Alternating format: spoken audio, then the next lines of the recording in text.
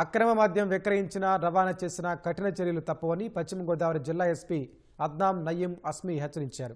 పశ్చిమ గోదావరి జిల్లా Narasapuram sub division police station పరిధిలో 5 ఏళ్లలో స్వాధీనం చేసుకున్న మద్యం బాటిళ్లను ఎస్పీ ఆధ్వర్యంలో ధ్వంసం చేశారు.